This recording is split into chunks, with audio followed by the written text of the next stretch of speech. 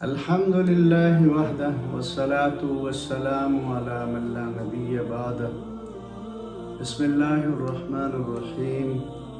معزز سامعین، طہارت و پاکیزگی کے آداب کے بارے میں ہماری گفتگو کا سلسلہ جاری ہے۔ اس حساب سے یہ 5واں ویڈیو کلپ ہے۔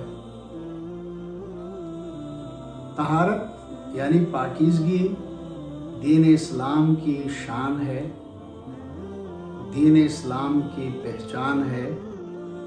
اللہ تعالیٰ نے ہمارے ظاہری پاکی کا حکم دے کر باطنی پاکی کا بھی اللہ تعالیٰ نے ہمارے عبادات کے اندر اس کو شامل کیا ہے۔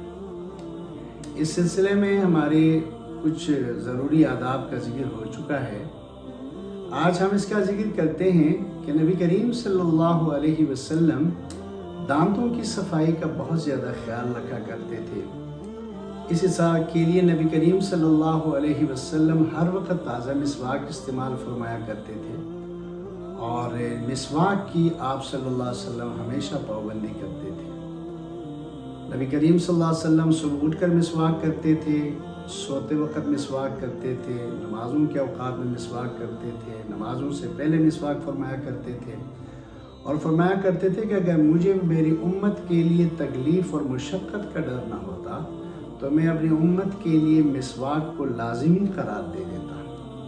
لہٰذا مسواک کر کے نبی کریم صلی اللہ علیہ وسلم نے دنیا کے انسانوں کو بتایا کہ دانتوں کی نعمت ہے، اس کی صفائی کا پورا خیال رکھنا ضروری ہے۔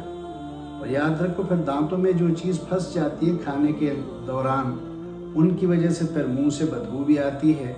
تو نبی کریم صلی اللہ علیہ وسلم نے مسواک کا استعمال بھرپور انداز میں کیا اور امت کو تاکید فرمائی ہے۔ لہٰذا ہمیں مسواک ہی کو اپنانے کی ضرورت ہے۔ پیلو کی لکڑی ہے، زیتون کی لکڑی ہے، وہاں سے مسواک لے کر انسان اپنے جیب میں رکھیں، نمازوں کے اوقات میں وضو کے ساتھ، رات کو سوتے وقت اور صبح اٹھ کر مسواک کریں گے تو سنت کا اجر بھی ملے گا، اور ساتھ ساتھ ہمارے دانت بھی اور منہ بھی صاف ہو جائے گا۔ اور یہ بھی نبی کریم صلی اللہ علیہ وسلم کی طہارت کے آداب میں سے ہے کہ ہمیشہ حضور صلی اللہ علیہ وسلم ہاتھوں کو دھو کر کھانا کھایا کرتے تھے، اور دوسروں کو بھی کھانے سے پہلے ہاتھ دھونے کا حکم لیا کرتے تھے۔ بسم اللہ پڑھ کے کھانا کھایا کرتے تھے، اور کھانا کھانے کے بعد بھی نبی علیہ السلام ہاتھوں کو دھونے کو پسند فرمایا کرتے تھے۔ آج کل اس کی بھی ضرورت ہے کہ ہم کیا کریں، ہم کھانے سے پہلے ہاتھوں کے دھونے کو اپنے لیے مستقل زندگی کا حصہ بنانے کی ضرورت ہے، اور یہ صفائی کا ایک بہت اچھا اور بہت خوبصورت حصہ ہے۔ اس کے علاوہ حضور صلی اللہ علیہ وسلم کی تعلیمات میں اگر روزانہ غسل آدمی کرے تو بہت ہی اچھا ہے، بدن پاک رہے گا، طبیعت صاف رہے گی۔ لیکن اگر روزانہ کوئی غسل نہیں کرتا ہے، کوئی مسائل ہیں، پانی کی کمی ہے، تو ہفتے میں 1 مرتبہ غسل کرنا یہ آداب میں سے ہے۔ لیکن اگر غسل فرض ہے، جنابت کی غسل ہے، تو اس کو کرنا تو فرض عین ہے نا۔ عام روٹین کا اگر غسل جنابت کی وجہ سے فرض نہیں ہے تو پھر غسل کرنا، جس کو ٹھنڈک کا غسل کہتے ہیں، یا نمازوں کے لیے یا جمعے کی نماز کے لیے غسل کرنا، یہ آداب میں سے نبی کریم صلی اللہ علیہ وسلم نے جمعے کے دن غسل کرنے کو پسند فرمایا ہے۔ مسلمانوں کے لیے سنت ہے کہ جمعے کے دن غسل کریں، صاف ستھرا کپڑا پہنیں، خوشبو لگائیں اور مسجد چلا جائیں، اور اس سے جو نا پھر ان کے لیے زیادہ پاکی کا ذریعہ ہے۔ اگر کوئی بندہ ناپاک ہے تو اس کے لیے غسل کرنا تو فرض ہے، لیکن ناپاکی کی حالت میں مسجد جانا، مسجد سے گزرنا یا مسجد میں ٹھہر جانا، یہ بالکل جائز نہیں ہے۔ اس کا پورا خیال رکھنے کی ضرورت ہے۔ نبی علیہ السلام کے دین کے اندر جب بھی ہم اپنے آپ کو کہیں بھی کوئی ایسا کام کر رہے ہیں جس سے جو نا بھائی ساتھ والے بیٹھے ہیں ان کو تکلیف ہو، اس میں جو نا بھائی پورے آداب کا خیال رکھنا ضروری ہے۔ مثال کے طور پر ہمیں چھینک آتی ہے۔ چھینک یاد رکھو ایک بہت بڑی اللہ کی نعمتوں میں سے ہے۔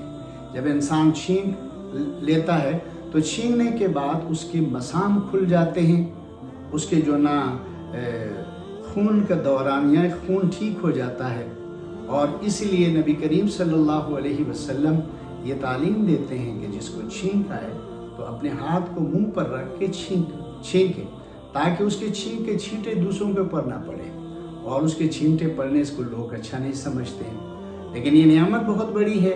اس وجہ سے جب بھی چھینک آ جائے تو نبی کریم صلی اللہ علیہ وسلم اس پر الحمدللہ فرمایا کرتے تھے، صحابہ کرام کو اس کی تعلیم دیا کرتے تھے۔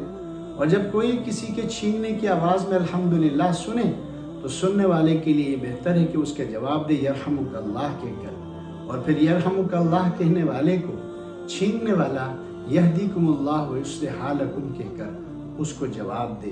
یہ بھی کیا ہے؟ نبی کریم صلی اللہ علیہ وسلم کی تعلیمات میں سے ہے۔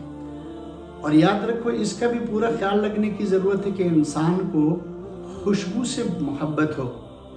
نبی علیہ السلام نے فرمایا کہ یہ خوشبو تمام انبیاء علیہ السلام کی پسندیدہ سنت ہے۔ جب انسان خوشبو سے محبت کرتا ہے تو یاد رکھیے آپ کے ساتھ فرشتے ہوتے ہیں، ان کو خوشی ہوتی ہے، اور آپ کے ساتھ دوست احباب ملتے ہیں، ان کو خوشی ہوتی ہے۔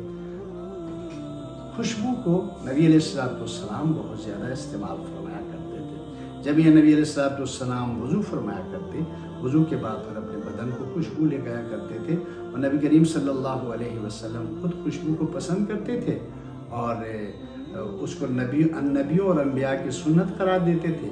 اور ہمیں بھی اس کی جو بھائی حضور صلی اللہ علیہ وسلم بتاتے ہیں کہ خوشبو کو زیادہ سے زیادہ استعمال میں رکھا جائے۔ یہ جو بھائی وہ طہارت کے آداب ہیں جن کو کرنے سے ہماری زندگی میں جو خوبصورتی آئے گی، ہماری زندگی آسان ہو جائے گی، اور ہماری زندگی ایک خوبصورت زندگی بنے گی، جس کو ہم ایک کامیاب زندگی کہتے ہیں۔ یہ چند ایک آداب ہیں، ورنہ زندگی گزارنے کے ہزاروں آداب ہیں۔ ان ہزاروں آداب کے لیے آپ لوگوں کو دین اسلام کے اوپر کتابیں، سیرت پر کتابیں، حضور کی سنتوں پر کتابیں جو ہیں ان کے مطالعہ کرنے سے انسان کو یہ ساری چیزوں کا علم ہو جاتا ہے۔ تو اللہ تعالیٰ ہمیں جو اس کی توفیق دے دے کہ ہم اپنی زندگی کو آداب کے مطابق گزاریں اور نبی کریم صلی اللہ علیہ وسلم کی سنتوں کا لحاظ رکھیں۔ یہی جو ایک مسلمان کی خوبصورت زندگی ہے۔ اللہ مجھے اور آپ کو اس کی توفیق عطا فرمائے۔ وآخر دعوانا الحمدللہ رب العالمین۔